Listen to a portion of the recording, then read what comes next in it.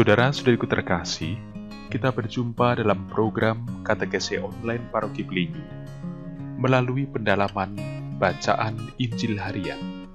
Selamat mengikuti.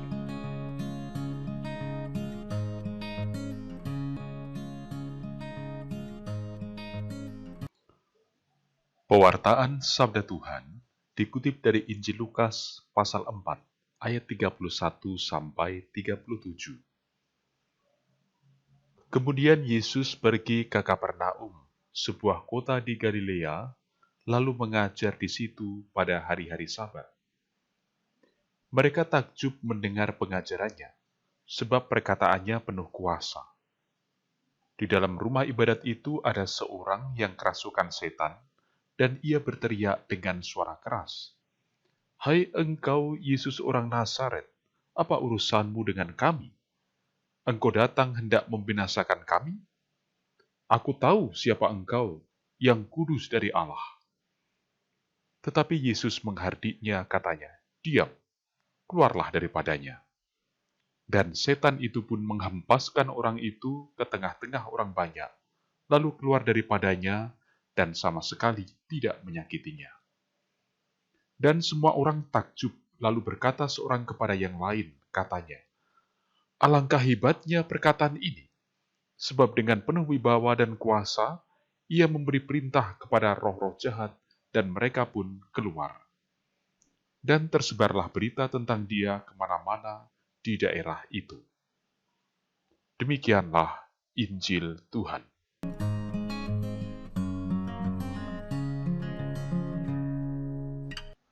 Saudara-saudariku yang dikasihi Tuhan, sebagaimana tadi sudah diwartakan kepada kita semua, bahan katekese kita pada kesempatan ini dikutip dari Injil Lukas pasal 4 ayat 31 sampai 37.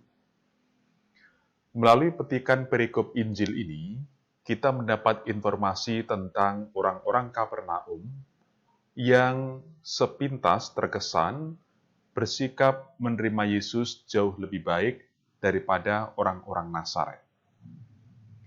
Di Nazaret, Yesus ditolak karena tidak mau mengkhususkan misinya demi kaumnya sendiri. Sementara di Kapernaum, Yesus disambut hangat dan dipersilahkan tinggal selamanya di situ. Namun demikian sebenarnya ada motif persoalan yang kurang lebih sama di kedua daerah tersebut. Di Kapernaum pun, Yesus diinginkan supaya tidak perlu lagi kemana-mana, cukup berkarya di situ, dan semua fasilitas serta dukungan akan diberikan sepenuhnya. Saudara-saudari, sebenarnya dengan demikian kita menemukan bahwa apa yang diharapkan orang-orang Kapernaum pun itu bertentangan dengan misi Yesus. Sementara misi Yesus untuk semua bangsa dan manusia dalam Injil Lukas akan lebih terang lagi kalau kita juga mengikuti nanti penjelasan pelajaran atau katekese di perikop Injil untuk hari besok, yang juga masih kelanjutan dari perikop yang kita renungkan pada kesempatan ini. Persisnya adalah di Injil Lukas pasal 4 ayat 43 sampai 44 yang menyebut, juga di kota-kota lain aku harus memberitakan Injil Kerajaan Allah, sebab untuk itulah aku diutus. Sementara di ayat 44, ia memberitakan Injil dalam rumah-rumah ibadat di Yudea. Namun demikian, di Kapernaum Yesus membuat tanda mukjizat. Dan dalam perikop yang kita renungkan ini, Yesus melakukan mukjizat atas seorang yang kerasukan roh jahat. Ini menunjukkan perihal wibawa keilahian Yesus bahkan juga atas dunia roh. Tetapi ada yang lebih lagi mau ditekankan dalam kisah penyembuhan tersebut, bahwa Yesus tidak menghendaki peristiwa itu disebarluaskan, diekspos baik oleh orang yang telah sembuh dan yang menyaksikan, maupun oleh teriakan roh yang ditundukkan dan diusir oleh Yesus. Alasannya, Yesus ingin Melalui pengajaran dan tanda-tanda mukjizatnya, orang yang melihat dan mengalami sampai pada pengenalan akan Yesus Mesias secara benar, bukan sekedar atas rasa bangga ataupun kagum. Sebab bagi penulis Injil Lukas, rasa kagum dan bangga tidak selalu mengantar orang kepada iman.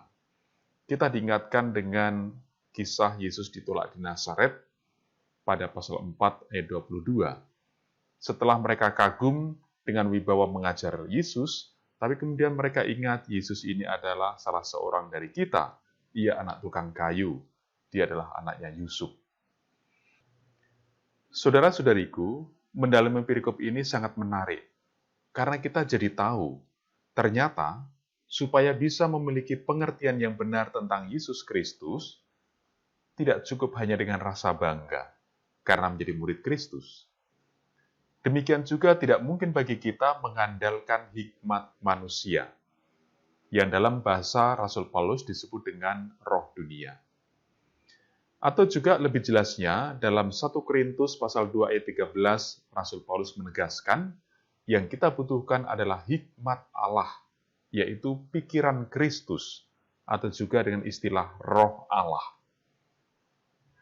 Dengan menerima hikmat Allah, terbukalah pengertian kita akan karunia-karunia, termasuk diantaranya misteri kehendak Allah. Kita bagaimanapun untuk beriman tidak membutuhkan hikmat manusia atau roh dunia, sebab seringkali hikmat manusia itu menganggap karunia-karunia dari Allah sebagai kebodohan.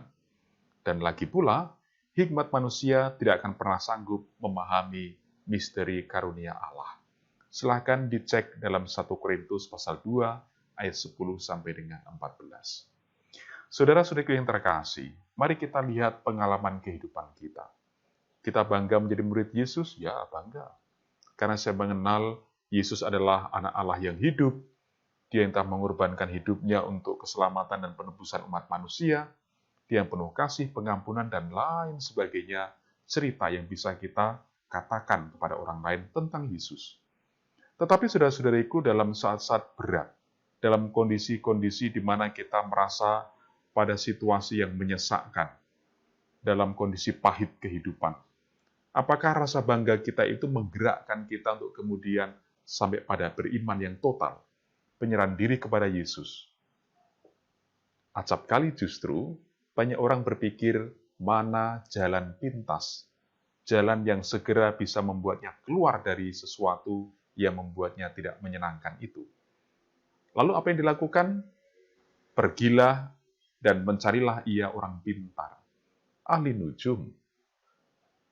Lalu dihitunglah hari-hari baik. Rumahnya harus menghadap kemana, usahanya harus dijalankan dengan cara bagaimana kepada orang-orang pintar. Orang-orang pintar yang seringkali juga hanya melalui, katakanlah, intuisi manusiawi belaka.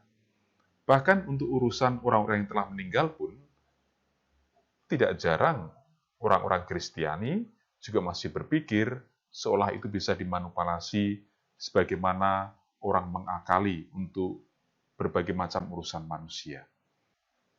Kita tidak berani mengandalkan Yesus sampai pada situasi di mana kita tidak berdaya. Saudara-saudariku, pada kesempatan ini kita diingatkan kita harus kembali kepada prinsip hidup beriman kita.